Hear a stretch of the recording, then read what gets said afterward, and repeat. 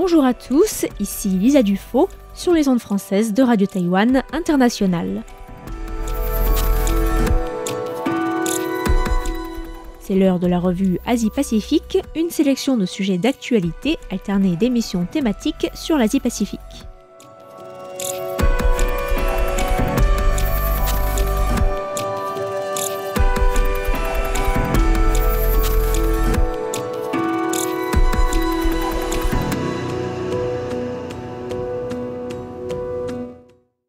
Bonjour à tous et bienvenue dans la revue Asie-Pacifique de cette semaine. Dans la revue de presse de ce mardi 12 novembre, je vous propose tout d'abord de revenir sur la position des pays insulaires du Pacifique en matière de climat, alors que la COP29 débute aujourd'hui dans la capitale de l'Azerbaïdjan, Bakou. Nous reviendrons ensuite sur la réélection du Premier ministre japonais Shigeru Ishiba, qui ressort du vote à la Chambre basse avec une absence de majorité absolue et une position diminuée de son gouvernement de coalition avec le Komeito.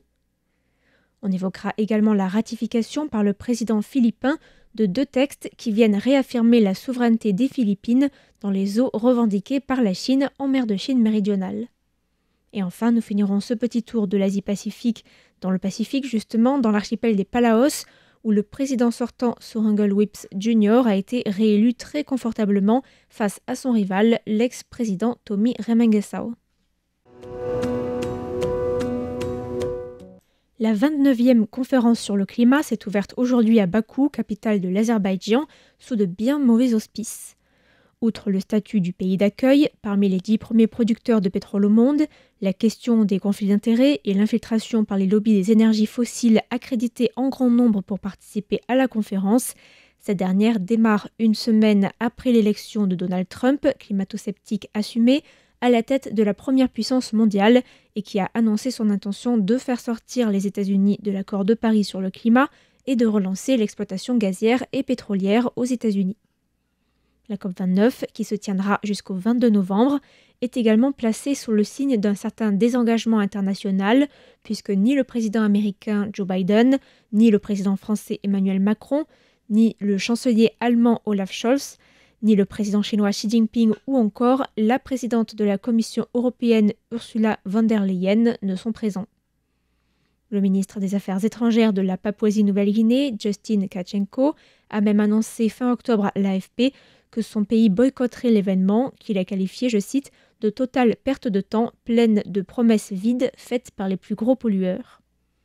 La COP29 a pour thème principal cette année le financement climatique, puisque les pays doivent adopter le nouvel objectif collectif quantifié sur le financement du climat, abrégé en NOCQ, c'est-à-dire savoir quelles sommes versées chaque année pour aider les pays en développement à se prévenir et à faire face aux conséquences des changements climatiques.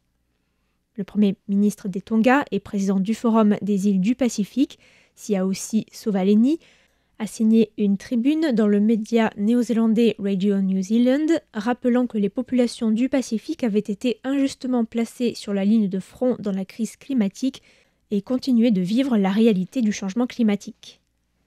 Siaosi Sovaleni a écrit que le financement climatique avait toujours été et continuerait d'ailleurs d'être l'un des sujets les plus épineux lors de ces négociations et que les pays responsables de la crise climatique devaient faire face et assumer leurs responsabilités. Notons que le financement du climat s'élève actuellement à au moins 100 milliards de dollars américains par an, tandis que les scientifiques du GIEC estiment que le montant nécessaire est 10 fois plus élevé. La COP29 doit donc fixer un nouvel objectif permettant d'atteindre les 890 milliards de dollars américains dès 2025 et les 1460 milliards d'ici à 2030. Le chef du Forum des îles du Pacifique a enfin déclaré que ce nouvel objectif devrait, je cite, « refléter nos besoins et nos priorités afin de simplifier les prérequis en termes de politique pour accéder au soutien financier ». Le Premier ministre japonais Shigeru Ishiba a été réélu hier à la Chambre des représentants de la Diète avec une majorité relative. Après avoir été élu président du parti au pouvoir, le Parti libéral-démocrate, le LPD, Shigeru Ishiba s'était assuré la direction du futur gouvernement à la tête d'une coalition entre le LPD et le petit parti Komeito. La première décision du nouveau Premier ministre japonais, après sa prise de fonction le 1er octobre, avait été de dissoudre le Parlement et de convoquer des élections législatives anticipées qui ont été organisées en octobre et lors desquelles la coalition au pouvoir a échoué à remporter une majorité absolue.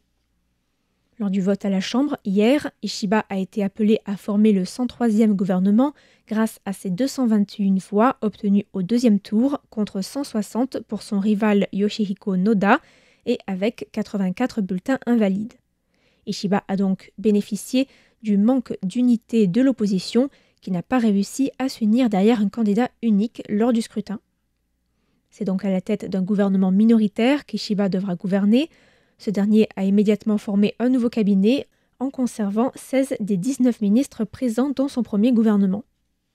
Le nouveau gouvernement devra gérer les discussions sur le budget et sur les réformes fiscales et fait également face à de fortes pressions de la part de l'opposition, mais également de la part de son allié, le Komeito, pour réformer la législation sur le financement des partis après que le LPD a été éclaboussé par un scandale de financement. Le président philippin Ferdinand Marcos Jr. a ratifié 2 lois qui viennent réaffirmer les revendications territoriales des Philippines en mer de Chine méridionale. L'entrée en vigueur de ces 2 textes, le Philippine Maritime Zones Act et le Philippine Archipelagic Sea Lanes Act, intervient dans un contexte de forte tension entre les Philippines et la Chine, avec une hausse du nombre d'incidents au cours de ces derniers mois entre des bateaux de garde-côte chinois et philippins, mais impliquant aussi des bateaux de pêche et des navires de ravitaillement. Les textes récemment ratifiés viennent notamment déclarer les zones maritimes des Philippines en accord avec la Convention des Nations Unies sur le droit de la mer de 1982. Il s'agit aussi de restreindre l'accès des navires étrangers à des voies désignées. Le président philippin a déclaré vendredi dernier que les nouvelles lois témoignaient de la détermination du gouvernement de protéger les ressources maritimes, la biodiversité de l'archipel philippin et à s'assurer que les eaux de l'archipel continuent de permettre aux Philippins de vivre de ces ressources. Des propos qui s'inscrivent dans une série d'incidents où des bateaux de pêche philippins ont été chassés des zones de pêche revendiquées par les Philippines. Un communiqué des gardes-côtes chinois publié dimanche a d'ailleurs réagi en accusant Manille d'encourager la pêche illégale dans les eaux du récif de Scarborough. En réaction, le gouvernement chinois a convoqué l'ambassadeur philippin en Chine pour se plaindre de l'incident. Lors de l'entrevue, il a été rappelé aux représentants philippins que Pékin avait déjà rejeté le jugement de 2016 de la Cour permanente d'arbitrage de La Haye en faveur de la position philippine en mer de Chine méridionale, mer sur laquelle la Chine revendique sa souveraineté. Notons que les lois philippines incluent notamment le récif de Scarborough et les îles Spratly dans les eaux philippines, ce à quoi la Chine a réagi en publiant dimanche dernier les coordonnées de 16 points entourant le récif de Scarborough, appelé en chinois Huangyan. Le ministre des Affaires étrangères chinois a aussi déclaré que le récif avait toujours fait partie du territoire chinois et que la nouvelle loi philippine, je cite, empiétait sévèrement sur les droits et la souveraineté territoriale de la Chine en mer de Chine méridionale. Dans l'archipel des Palaos, un des derniers alliés diplomatiques de Taïwan dans le Pacifique, le président sortant Tsorongol Whipps Jr. a été réélu confortablement lors de l'élection présidentielle face à son rival Tommy Remengesau, qui a aussi été président de la République des Palaos de 2013 à 2012. Le média Islands Business, basé aux Fidji, a rapporté que Tsorongol Whipps Jr. a obtenu 57,5% des voix, soit 4 323 bulletins, contre 41,3% des voix pour Tommy Remengesau, soit 3 166 voix sur 7 513 votants pour 16 916 inscrits sur la liste électorale. Le média Islands Business a indiqué que la réélection confortable du président sortant, qui a réussi à obtenir une des plus larges victoires de l'histoire de l'archipel, témoignait de l'approbation de ses politiques économiques et de son leadership dans des temps incertains, et notamment de sa réponse efficace face à l'inflation et à la hausse du coût de la vie. Notons que peu avant le scrutin, Tsorongol Whipps Jr. avait déclaré que les Palaos subissaient des pressions de plus en plus fortes de la part de la Chine pour rompre ses relations diplomatiques avec Taïwan. Le chef de l'État avait dénoncé en particulier les pressions économiques au niveau surtout du secteur du tourisme, secteur clé pour l'économie locale. Wips s'était aussi plaint des incursions répétées de la Chine dans la zone économique exclusive des Palaos.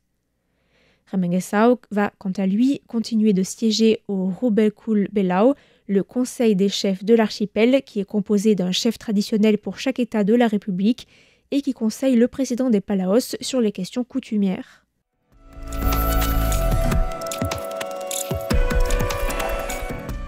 C'était la revue Asie-Pacifique de cette semaine, présentée par Lisa Dufaux pour Radio Taïwan International. Merci pour votre écoute et à la semaine prochaine.